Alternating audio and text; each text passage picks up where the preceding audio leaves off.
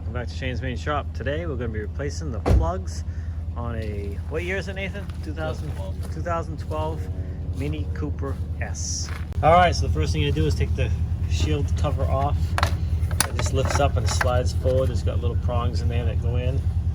And then these cars, the coil packs are actually located at the plugs individually. And to remove those, you know how to remove these, Nathan? No.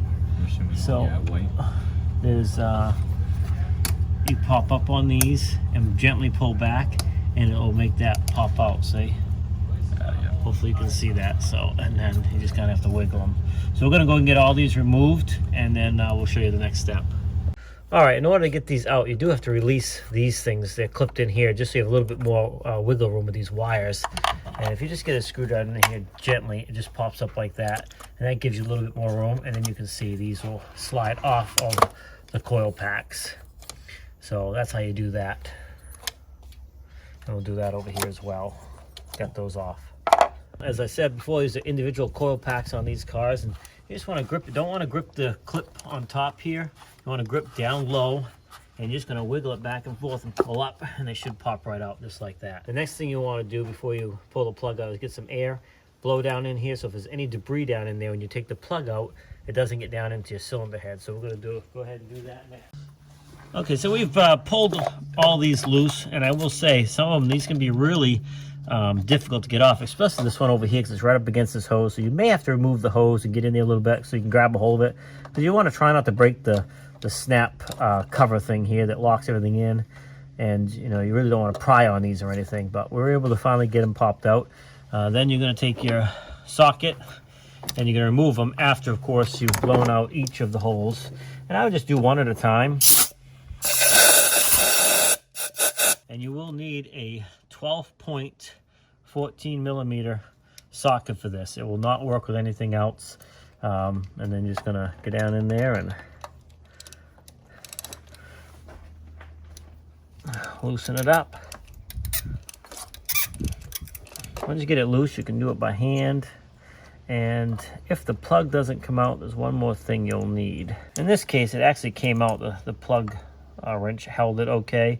But if it does not, what you want to have is a magnet, and you can just slide that down in there and pull it out like that. So if you end up with a case that the plug doesn't want to come out, you can just use a magnet to pull them out of the hole. All right, so then we're just going to go ahead and set this one aside, and that does look pretty spent, pretty burnt. It's got some carbon buildup and shit. Cylinder 4, I believe. So we're going to go ahead and replace it. Now we have the new one here. These are already pre-gapped, so you don't have to worry about that. As long as you haven't banged them around or anything, it's in much better shape.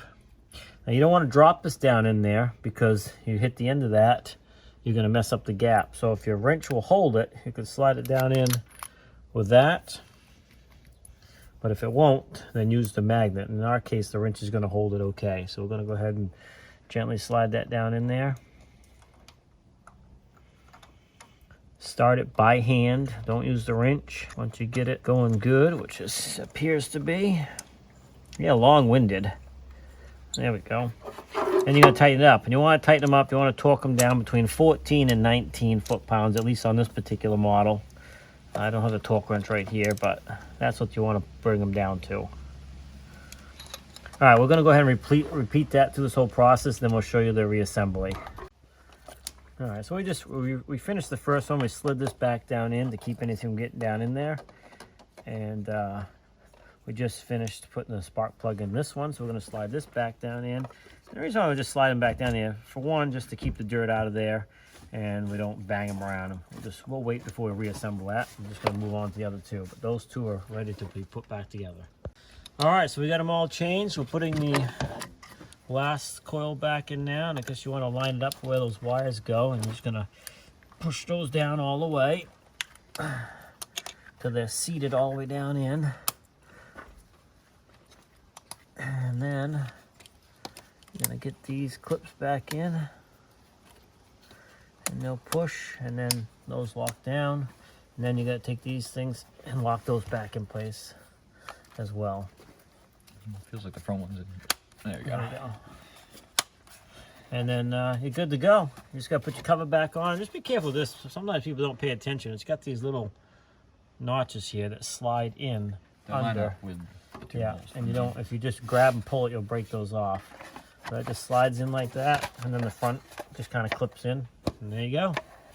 You're good to go. So that's how you can change the plugs on a 2012 Mini Cooper S. Hey, thanks for swinging by Shane's Main Shop. Have a great day. We'll see you in the next video. Hey, don't forget to swing over to my friend's channel, The Art of Doing. He has a lot of random videos on different topics as well. Let him know I sent you by. Have a great day, and we'll see you next time.